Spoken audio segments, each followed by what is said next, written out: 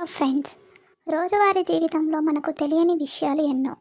అందులో ఈరోజు ఒక విషయం గురించి తెలుసుకుందాం. అదే పూణేలో ఓ దినసరి కూలి తన భార్యను ప్రసవం కోసం ఆసుపత్రిలో చేర్పించాడు. సిజరియన్ కావడంతో ఫీజు ఎంత అవుతుంది అని డాక్టర్ ఆందోళనగా అడిగాడు. డాక్టర్ నవ్వి ఊరుకున్నాడు.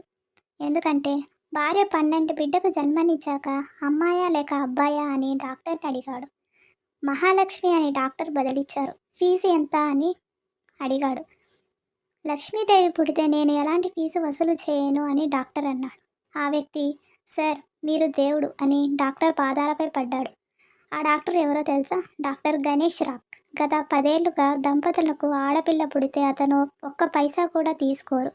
ఇప్పటి వరకు అతను 1000 మందికి పైగా గర్భిణీ స్త్రీలకు ఉచితంగా పురుడు పోశాడు. ఆడపిల్ల అంటే మహాలక్ష్మి. నువ్వు డాక్టర్ అయ్యాక వారిని కాపాడాలి అని మా అమ్మ చెప్పింది అని అతను గర్వంగా చెప్పాడు.